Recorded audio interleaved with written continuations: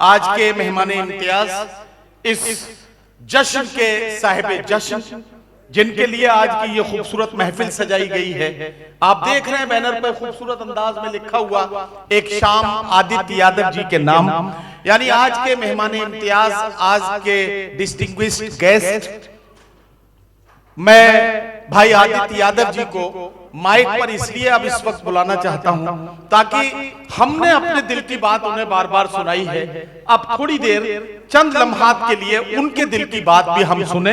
और इस बात का यह हक अदा हो कि जश्न अगर हमने उनका मनाया है तो उनसे मोहब्बतों का तकाजा ये कहता है कि अब हम उनसे उनकी बात सुने। उसके बाद मुशायरे के सीनियर मोस्ट शायर जनाब ताहिर फराज रामपुरी अपना कलाम पेश करेंगे। इस वक्त चाहता हूं कि आप मेरा साथ दें, मैं बड़ी जिम्मेदारी के साथ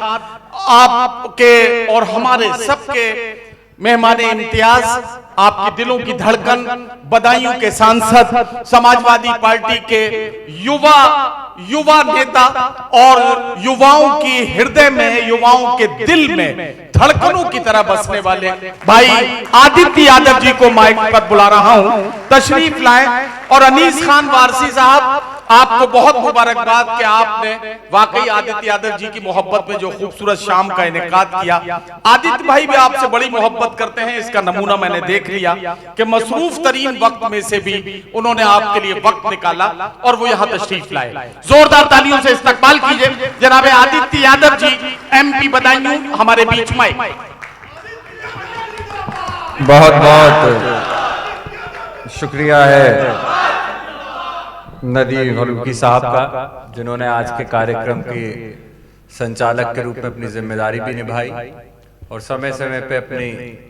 कविताओं से इस महफिल की शान को भी बढ़ाने का जो आपने काम किया। आज के इस मुशायरे के कार्यक्रम की अध्यक्षता कर रहे, हजारों किलोमीटरों से चल के आज इस कार्यक्रम की अध्यक्षता कर रहे डॉक्टर बू अब्दुल साहब, जो कि दुबई से आज यहाँ पर आए हुए हैं, मैं उनका और साथ ही में अनीस खान वारसी साहब का,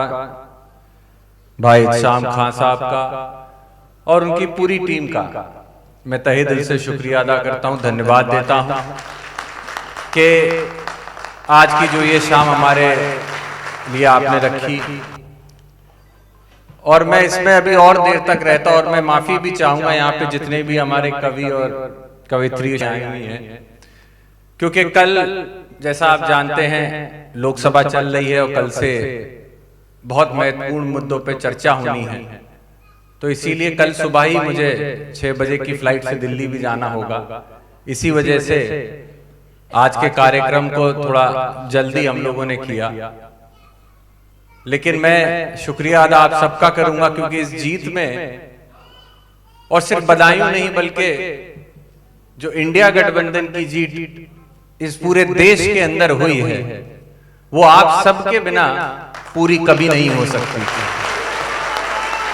समाजवादी पार्टी हो, आदरणीय अखिलेश यादव जी हो, आदरणीय शिवपाल सिंह यादव जी हो, और समाजवादी पार्टी के शीर्ष नेतृत्व से लेकर हर कार्यकर्ता ने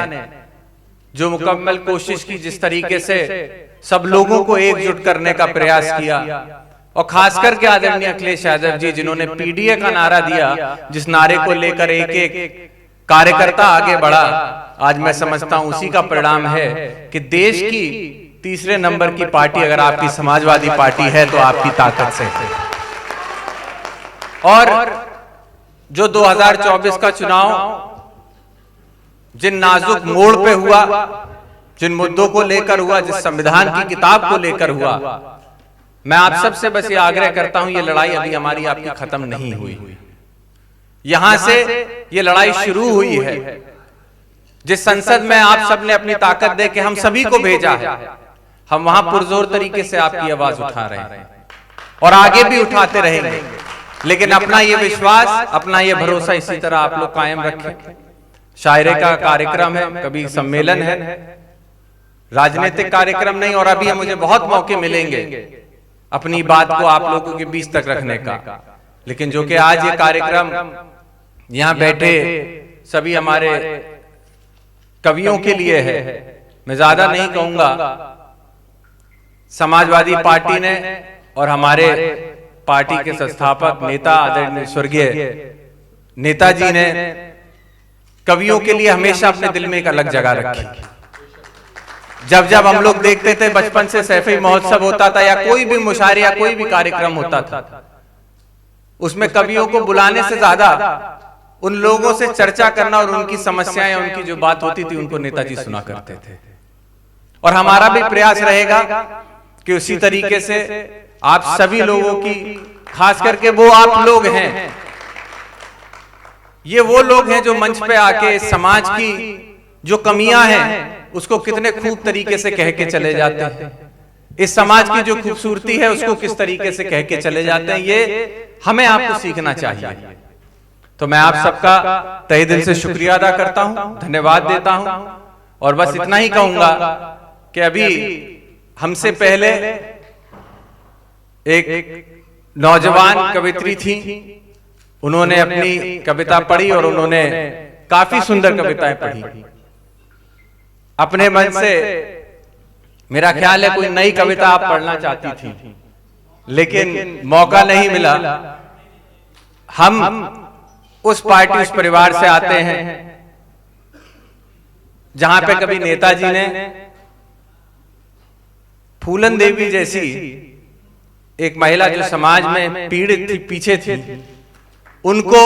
लोकसभा जैसे सर्वोच्च पद पर भेजने का काम किया अपनी आवाज उठाने के लिए। तो मेरा जितना भी समय अगर बचा है, क्योंकि यहाँ पे संचालक महोदय ने आज जिस तरीके से मंच संभाला, हर कवि को ऊपर आने के समय पे टाइम दिया गया, तो आपको देख के मुझे खुद भी अपने पार्लियामेंट में जो हमारे स्पीकर साहब होते हैं ओम बिरला जी, उनकी याद आई कि वो भी इसी तरीके से हम लोगों को टाइम बता देते हैं कि बस आपके पास 4 मिनट है, आपके पास 3 मिनट है। तो मैं अपनी बहन से कहूंगा कि जो मेरा समय है वो मैं आपको देना चाहता हूं और मैं चाहूंगा कि जो कविता आप सुनाना चाहती थी उसको यहाँ पर आके जरूर सुनाएं और सभी लोगों से कहूंगा उनकी हौसला अफजाई करें। जोरदार तालियों से स्वागत।